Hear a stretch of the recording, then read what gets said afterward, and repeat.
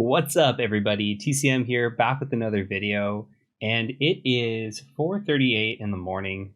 I am running on no sleep. I am hopped up on Diet Coke, and while this is product placement, this is not paid product placement, but if you ever want to see me get sponsored by Diet Coke, we probably need a lot more subscribers, so do hit the subscription button, hit the bell, comment down below, smash the like button, whatever all the cool YouTubers say, please consider doing all of that. So today what we're going to do is we're going to look at some pen testing tools, physical pen testing tools that we use on physical pen tests. And if you don't know what a physical pen test is, that's basically breaking and entering that companies pay you to do. You are hired by an organization to see if you can get into their building, maybe get into a network closet, get into somewhere of critical importance to that organization. So we've got a physical pen test coming up here in January. I've got all my tools and I was getting them together and I thought, it would be cool to show a video on this stuff. So laid out in front of me is all kinds of different tools, and I kind of want to go through the practical tools that you would use on a physical engagement. I've seen some other videos from YouTubers that suggest that they bring like all these crazy tools and gadgets, and it really ends up just being a promotional video for Hack 5, which Hack 5 does make really great stuff, but you're not using 90% of it on a physical engagement. So with that in mind, I've got some tools here. Most of these come from Sparrows or Amazon or eBay, and I'll link them all in the description below, and we'll kind of just go through them one by one. I keep looking down because they're all in front of me. So let's cover some of the tools that we use. First of all, I'm going to get out of the way the lock picking set. So this is old and dusty and furry because I've got animals, but this Sparrows lockpick set is fantastic. Now this one's quite big. It's not something that I would necessarily take on an engagement with me, but I'll show you kind of what comes in it. I think this is the Tuxedo Set. I'm going to link everything down in the description below. Here you can see kind of the different lock picks that come with it. Fairly nice. You get these 3 different locks. Oh, other side. You get these 3 different locks here, and you get to try to play around with them, pick them. It's kind of like a beginner's learning set and what I use as a beginner.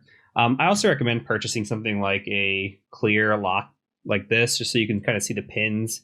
If my camera will adjust, there we go. So you can kind of see the pins. You can get in there and pick the lock and see what you're doing. So it's kind of nice. But this is, I think, maybe $120 for this beginner set. I've had it for years. It's worked out really well. It comes with a tool here that I really like to use, which is called a City Rake. So it's one of those that you can really rake kind of fast. I don't know if I'm going to get this to actually focus. If we bring up a picture of what a City Rake looks like, basically what you can do with a City Rake is you can rake it really fast and then use a tension wrench. Let me see if I put my hand up here like this. Okay, so that's what a City Rake looks like. You can see it kind of looks like a skyline. That's what they call the City Rake. Still learning the autofocus of this new camera. Anyway, so use this, something like this. You push up, you rake. It gets a lot of doors open pretty quick. I would actually put it in something like this, like a little pouch like this. I'm not one for carrying like, I don't know, like a ton of tools that are obvious, if that makes sense. Like I don't have a big backpack on me with a laptop and all different things, depending on the persona that you're going in and playing. A lot of times you say, hey, I'm the IT guy, I've got a backpack. Okay, that makes sense.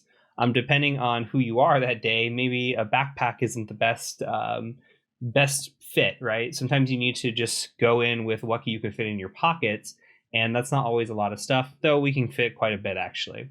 So something like this where you could just store like lockpicks in here, I think is fantastic. You can get a cheap lockpick set like this, or even just get a cheap bag and just put your lockpicks in it. But Sparrow's really good. I think this was off of Amazon when I first started learning, but something like that is really good. Another tool here in the lockpicking category are these bump keys. Now you get a hammer and you get these keys, right? And you bump locks. And I've made videos on this a long time ago in the past. I got a whole set of these bump keys here. This is something that I just have for fun. I don't remember the last time that I bumped a lock outside of just being in my own house, and even that was pretty old. I'm showing you this as what's in my toolkit, but in reality, we're probably not picking a lock, and we're probably not using something like a bump key, but I wanted to get those out of the way. Most of the time with physical pen tests, we are evaluating different scenarios, right? In terms of lock security and what they're doing, not just social engineering, not just breaking into the building, but evaluating how they're doing security. How are their doors prepared? Do they have the right mechanisms, security protections in place, or can they be bypassed? It's not always, hey, just get into the network closet and be done. A lot of times, even if you like own them, for example, you go back and you start doing other assessments. And the lockpicks really just don't come into play. Certain occasions they can. Of course, you want to have it on you, but other tools that can come in and pick a lock really fast and a lot easier than trying to get in with a lock, use lockpick. You could break a lock. There's a lot of different scenarios you can get into. Anyway, of course, every pen test toolkit has a lockpick, so I wanted to show you those. But in reality, again, we use other stuff. So I'm going to show you some of these things here. We've got a traveler's hook. Looks like that. Again, I'm struggling to show you. It kind of looks like this. Here's a longer version of the traveler's hook. And this is just a quick way to try to bypass a door latch. We've got a few tools depending on the door latch and the mechanism that you can use. This is a traveler's card. I forget the name of it, but this comes from Sparrows.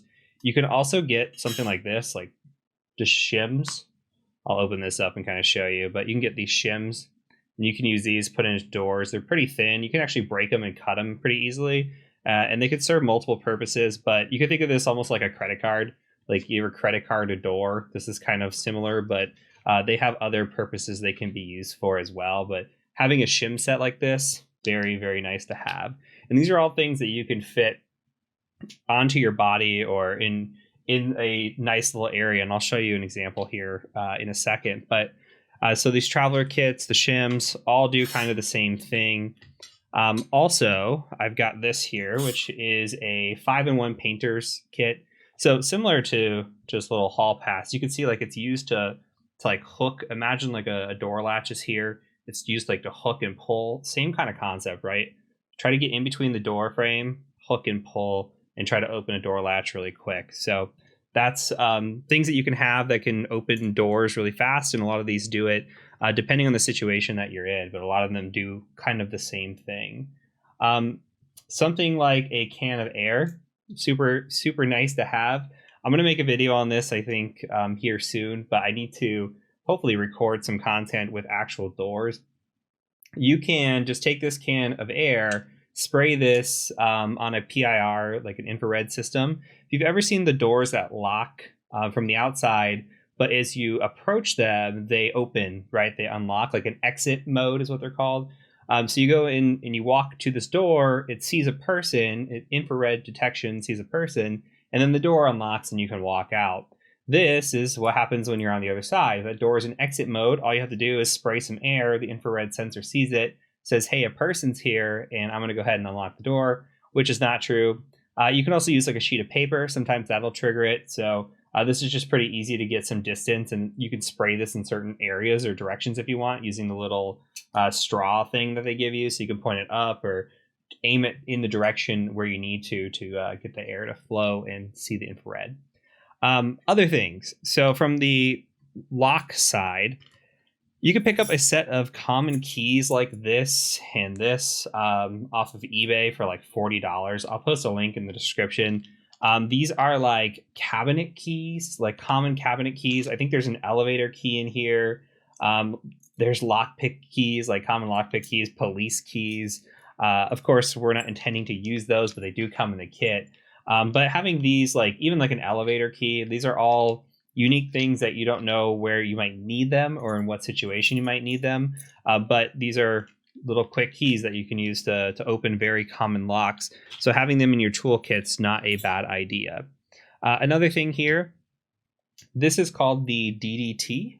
This is the double door tool.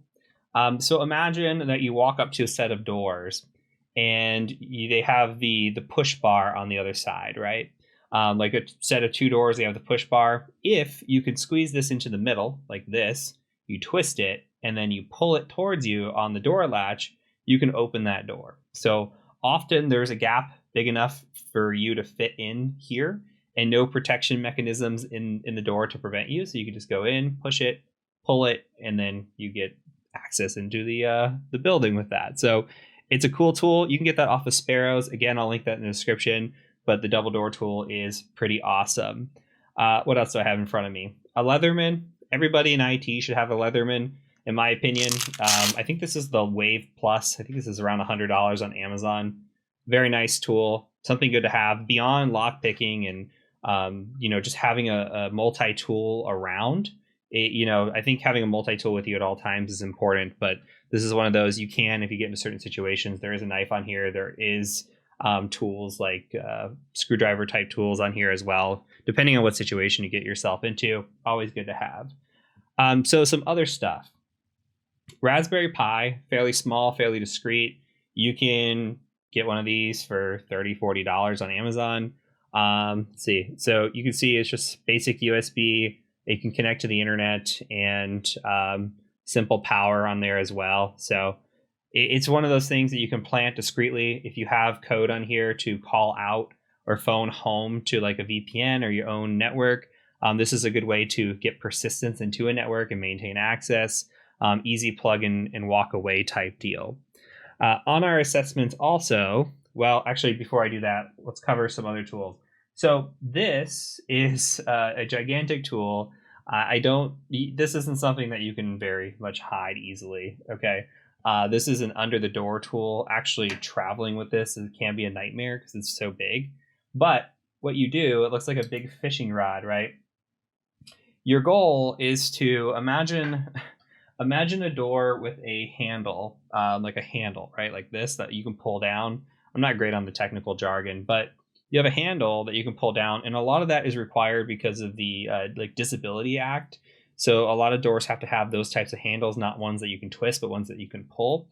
If you can get this wrapped around there and then pull down on that, then you can use this to open that door. So you slide it under the door and you use this to pull on, and you can actually open the doorknob with that. So it's quite awesome, although it is very much like fishing in the dark. So in those situations for this fishing expedition, I have this. So this is a camera that goes under the door.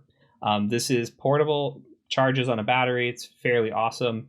And it's just like a little snake camera, right? So you can put this under a door. I can see on my screen what I'm looking for. A lot of times doing this out in the open, depending on your persona or what you're doing, a lot of physical pen testing is just acting like you belong. So if you're just walking around doing your thing and not acting paranoid or anything else, some people won't pay any attention to you throwing a camera under a door. So depends on the situation again, but this is something that's nice to have if you are walking with your under the door tool and you are in a situation where you need it. Being able to see the doorknob goes a long way. At least for me it does, because trying to find the doorknob with that tool can be difficult at times. Other things that are in front of me. So I've got this body cam, and we wear our body cams. Should always wear a body cam. This one's not very discreet. This is something that you just clip onto your belt and you just record. You could, of course, go more discreet. If you wanted to like wear them in your eyeglasses or have like a little lapel pin or something like that. Most people don't really pay attention, to this. It's not something that you think it stands out, but again, it doesn't really stand out all that much. So just having it clipped on my belt, especially if I've got other stuff or if I've got like a tool belt or something like that, it's really easy to just have this on you. So most of these tools are small, like the Raspberry Pi, the double door tool, any of the lock picking set, you can slim it down. A Leatherman, like this, all of this can fit into your pockets if you really wanted it to. Fairly easy. You can wear it on you. Don't draw any suspicion for the most part. And that's what's nice. You have something like this. Like this is what my double door tool shipped in. But it's like an open compartment. So just imagine like you had like a book or something with you like this, or like a notepad that was open. You could fit a lot of these tools, like the double door tool goes in there, right? But you can start fitting other tools within this little thing as well. So if I wanted to like put this in here and, kind of mix this around, I could, and just start like throwing different items in here. So I could have a lot of my tools just kind of in one location and then close this up and nobody knows the difference, right? So it's something like that where you can still be discreet and have these small tools on you. Again, I'm not one to have a backpack and go crazy on this. Now, there are some things too that are important. So, like a lot of people talk about having a candy bar. I think that's important. A candy bar is something that once you break in and you got that adrenaline rush, you can like go to maybe like a bathroom or somewhere to collect yourself and calm down, and then just take a bite or two out of a candy bar. That helps calm the nerves actually, and allows you to settle down and get back into doing what you need to do. So candy bar is something that's good. Having a pack of cigarettes on you is really good, especially in like a smoker's area. You can also hide stuff in a pack of cigarettes. Some of these things can just be like tucked in there. You don't need any cigarettes really, maybe one or two. A lighter, of course, and then pretending to smoke outside of a smoking area, using that to tailgate into somewhere is something that can be advantageous. Not pictured here also is a tool like a badge cloner. One that I'm trying to get my hands on is called a boss cloner. We used to have it at my old job. They've improved them. They got bought out by somebody else, and now they're just completely sold out. So alternatively, you can make your own badge cloners, though it's kind of, there's not a ton of information on it like there used to be out there. So basically you can clone somebody's badge. The boss cloner is really awesome because you can clone the badge and then use an app and go just immediately like be within like 3 feet of them, get their badge, clone it, and then go open a door, which is pretty cool. So there is a lot of different variables that can come into play with that, but those are important. And then lastly, I'm going to share my screen here. Documentation is very important. Okay, if you haven't heard of the scenario with the coal fire physical pen testers that were arrested during a physical engagement, and there was a lot of controversy around that, because of that situation, Trusted Sec released their documents on how to keep yourself safe in a physical engagement, essentially. They have master service agreement language here, statement of work language, which really you don't need to care about so much, more as your employer does, unless you're the one doing this. But it's always good to recommend this to your employer if they're not a big organization and they're just selling these physical engagements. Make sure they have the language right. This is a great initiative on Trusted Sec's part to release this information. And then, of course, having a physical authorization letter is awesome. So if you come in here, it says, hey, we're doing this assessment against this organization. Here's the testing timeframes. Here's who should be contacted. And they notarize this. And they swear in some of this documentation that they're going to contact the authorities and let them know that there's a physical engagement going on, which is important. And it is important to reach out to even other agencies, maybe federal, depending on where you're at, and say, hey, so-and-so is going to be doing this during this time. You need to be aware of this. That way you don't get rolled up on and get put in handcuffs or worse. And one of my close friends owns a pen test company, and a couple of them were put in handcuffs because the company failed to notify the police that they were going to be there. They tripped a silent alarm and ended up having to, explain themselves to the police as to why they were there. So making sure that, these situations, or trying to prevent these situations, even though they had all this stuff, trying to prevent the situation as much as possible is important. So making sure you have all your ducks in a row from a documentation standpoint. Now, something else that you can do, by the way, yes, you have that authorization letter if you're caught. Something you can make is a fake get out of jail free card. We call these get out of jail free cards. You can make a fake one where you have like this authorization letter and you say, hey, they're authorized to be here, so-and-so said so, and then put a fake phone number down there. I think those are cool because you can just have your buddy waiting on, the phone or waiting by the phone. And if he gets a phone call, he's like, yeah, I'm so-and-so, go ahead and let him in. And then what's the difference, right? Who's to say that you couldn't have just been somebody there with malicious intent and trying to do that? You can always whip out the real one and say, here's the real letter. This one's notarized, it is signed by the real person, et cetera, but trying to fake that, put it on company letterhead, do something along those lines can go a long way as well. So these are just the tools and some of the stuff that we would use in a situation. It's not everything, it's not all inclusive, but these are like the common things. Of course, there's a lot that goes into it, from prepping and planning and open source intelligence, trying to find what their workstations look like, or trying to find what their badges look like, or what their building looks like, and doing all of that reconnaissance in advance is a big part of this too. But when you actually get onto the site, these are the tools that I like to have with me and that I will have when I go anywhere. So hopefully that's been informative. We're going to do some more videos on actually showing some of these bypasses. I just need to get a place to actually go and record them, and then we'll make some videos. I could show you some of these bypasses and why these are pretty cool little tools to have with you. So until next time, my name is the Cyber Mentor, and I do thank you for joining me. Peace out.